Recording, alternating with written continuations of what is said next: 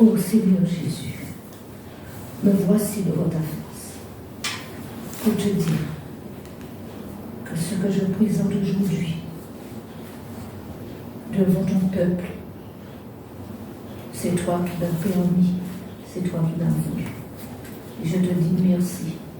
C'est avec mes faibles forces que je me présente devant vous tous aujourd'hui. Donc je vous dis shalom à vous tous, peuple de Dieu. Ce matin, je vais vous parler de la justice de Dieu. Texte de référence, c'est le psaume 12 qui dit « Dieu est un juste juge. Dieu s'irrite en tout temps. » Je reprends. Dieu est un juste juge. Dieu s'irrite en tout temps. Et le deuxième texte de référence, c'est Jérémie 11, versets A et B.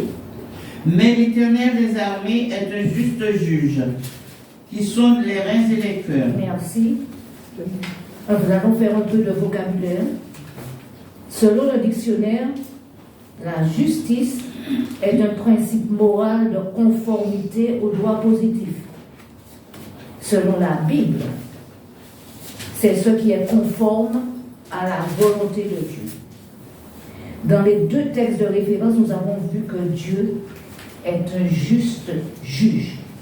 Un juge est chargé d'appliquer la loi.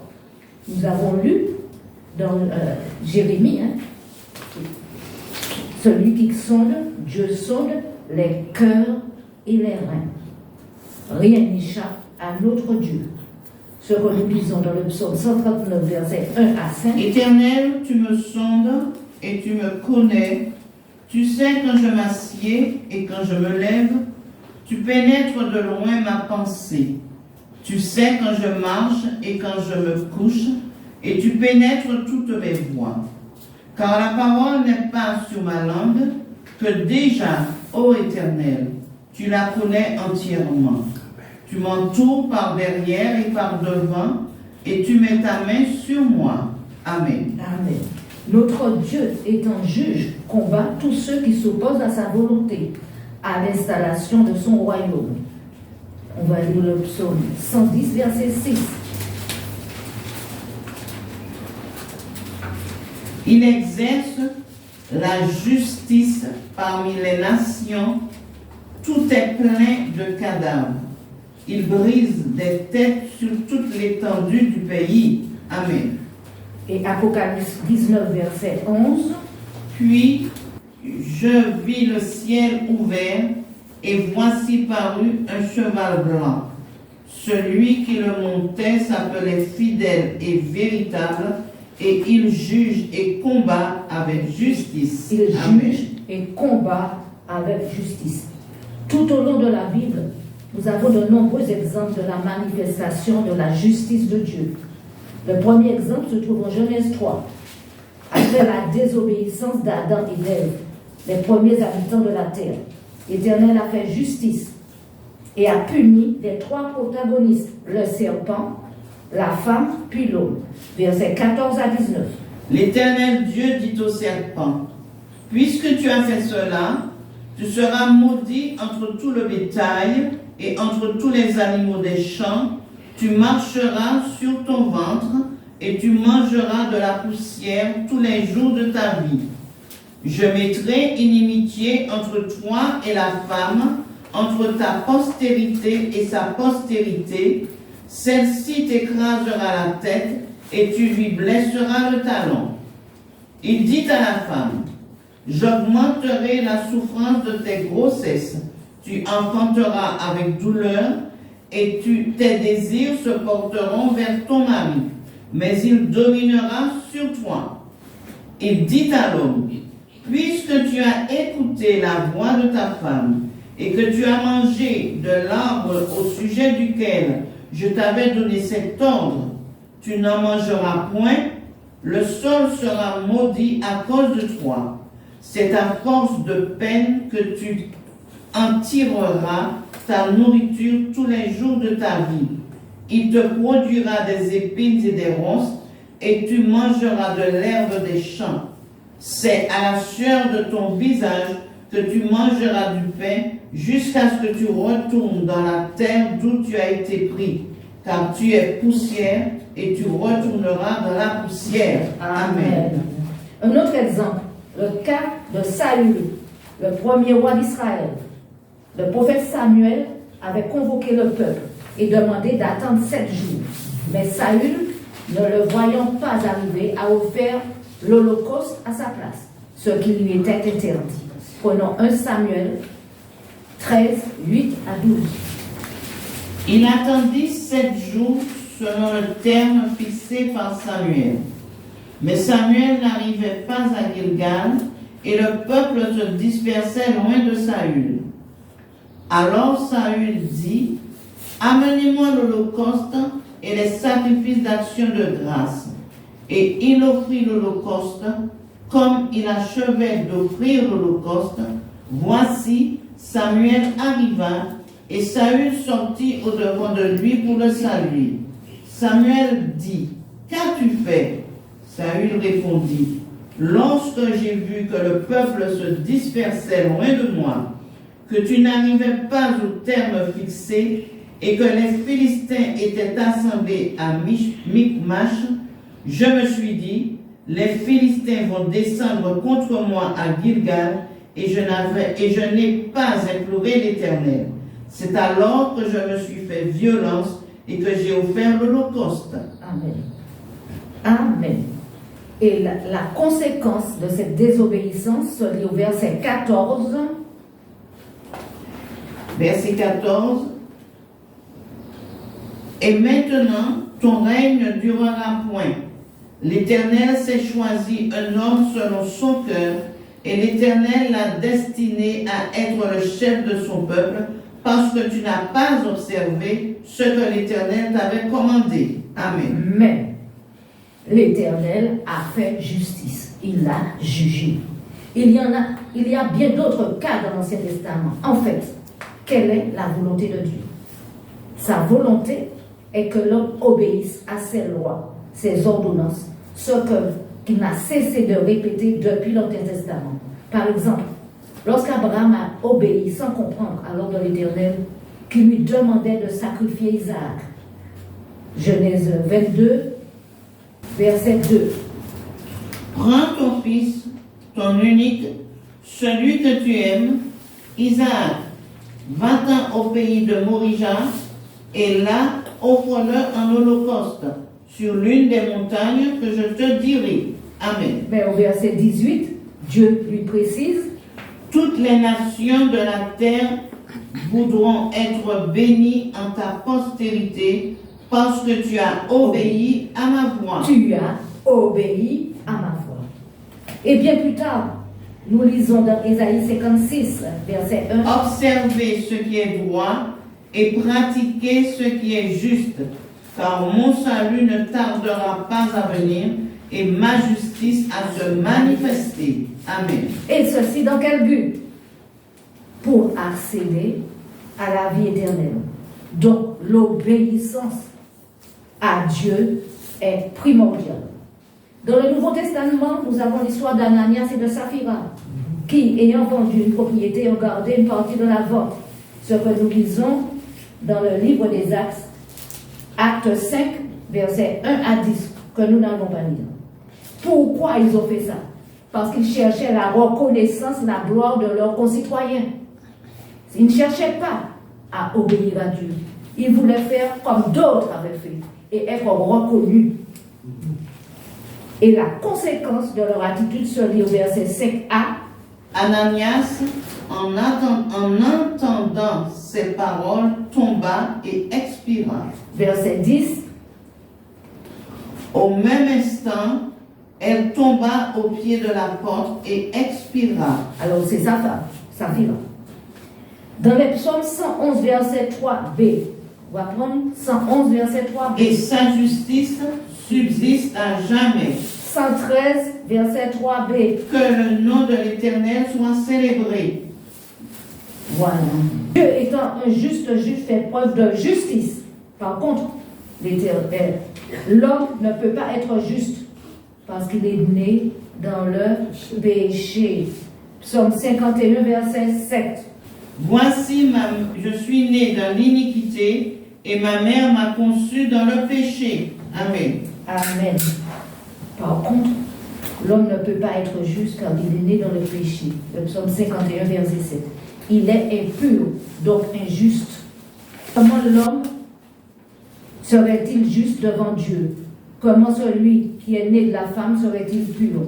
Ce sont les paroles de Bildad à Job.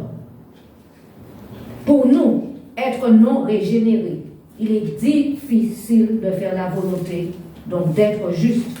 Lorsque nous considérons Jésus, né sans péché, parce que conçu par l'Esprit Saint, ce que Matthieu nous apprend au chapitre 1, verset 18. Voici de quelle manière arriva la naissance de Jésus-Christ. Marie, sa mère, ayant été fiancée à Joseph, se trouva enceinte par la vertu du Saint-Esprit avant qu'ils eussent habité ensemble. Amen. Amen. Ça avait été annoncé par le prophète Ésaïe, chapitre 53, versets 5-6. Mais il était blessé pour nos péchés, brisé pour nos iniquités. Le châtiment qui nous donne la paix est tombé sur lui, et c'est par ses meurtrissures que nous sommes guéris. Nous étions tous errants comme des brebis, chacun suivait sa propre voie, et l'Éternel l'a frappé pour l'iniquité de nous tous. Amen. Amen. Alors, Jésus a été conçu par l'Esprit Saint. Donc, il est né sans péché. Et voilà que pour nous, il a revêtu notre nature pécheresse. N'est-ce pas merveilleux? Amen. 1 Jean 3, verset 5. Or, vous le savez, Jésus a paru pour ôter les péchés, et il n'y a point en lui de péché. Amen. Amen. Il n'y a point en lui de péché. Prenons maintenant 2 Corinthiens 5, verset 1, qui déclare... Nous savons en effet que si cette tente où nous habitons sur la terre est détruite, nous avons dans le ciel un édifice qui est l'ouvrage de Dieu, une demeure éternelle qui n'a pas été faite de main d'homme. Amen. Amen. Ce qui signifie que Jésus, ayant revêtu notre nature, s'est chargé de toutes nos erreurs, de nos péchés, sur la croix il les a portés, n'est-ce pas? Eh bien nous avons accès à la vie éternelle grâce au sacrifice de Jésus. Amen.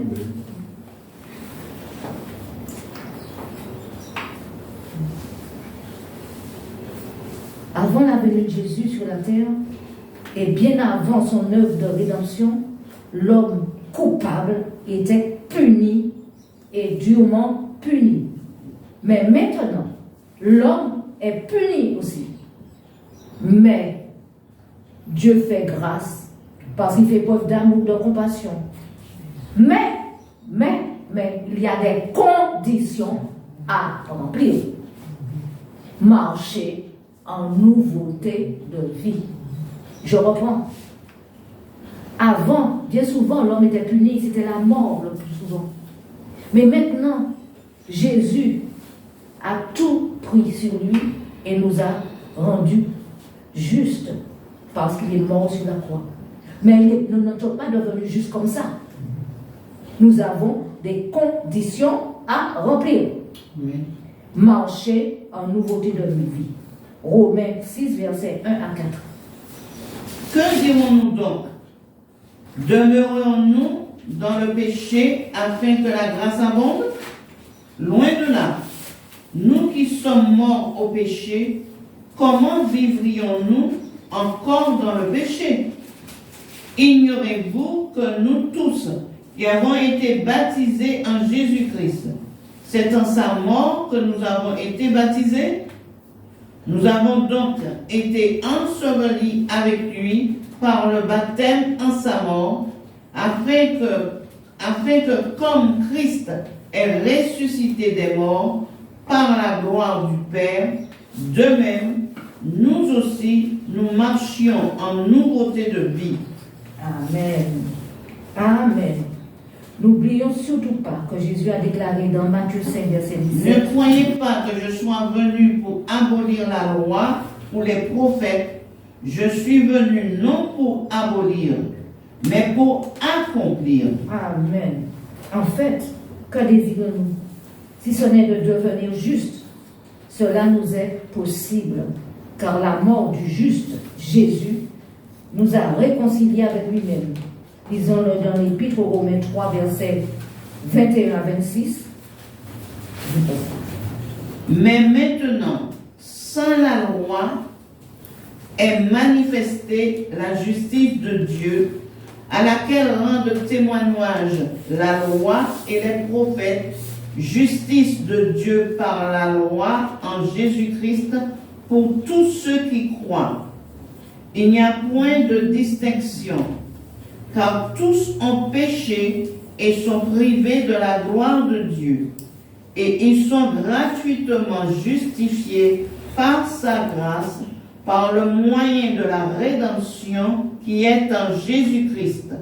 C'est lui que Dieu a destiné à être une victime propitiatoire pour ceux qui auraient la foi en son sang, afin de montrer sa justice, parce qu'il avait laissé impunis les péchés commis auparavant au temps de sa patience, afin, dis-je, de montrer sa justice dans le temps présent, de manière à être juste, tout en justifiant celui qui a la foi en Jésus. Amen. Amen. N'est-ce pas merveilleux?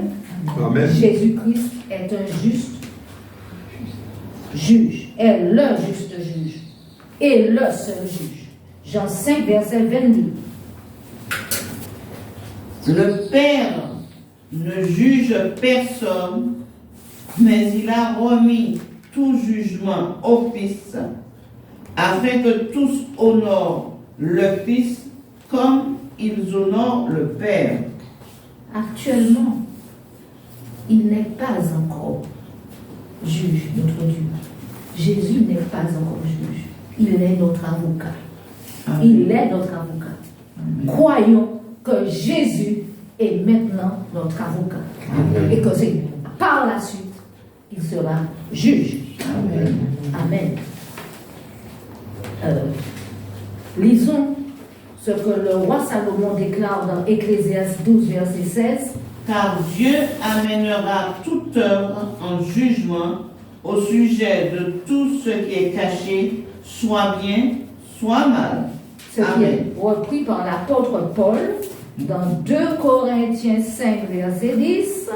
Car il nous faut tous comparaître devant le tribunal de Christ, afin que chacun reçoive, selon le bien ou le mal qu'il aura fait étant dans son corps. Amen. Mais si nous mettons en pratique ces lois, ces ordonnances, ces commandements avec foi, nous pourrons être justifiés par lui. Romains 6, verset 23, car le salaire, nous connaissons. Car le salaire du péché, c'est la mort, mais le don gratuit de Dieu, c'est la vie éternelle en Jésus-Christ notre Seigneur. Amen. Alors, croyons que Jésus-Christ, le juste juge, nous aime et qu'il nous aide à le suivre. Il nous demande de lui obéir. Manifestons une foi agissante, performante, alors nous vivrons éternellement avec notre Dieu. Et je donne une conclusion, c'est vraiment de la fin. En conclusion, la conclusion se trouve dans l'Apocalypse 22, verset 15. Espérons que ça ne va pas nous concerner. Apocalypse 22, verset 15. Apocalypse 22, verset 15. Dehors les chiens, les enchanteurs, les impudiques, les meurtriers, les idolâtres et quiconque aime et pratique le mensonge. Amen. Amen. Soyez tous bénis. Amen.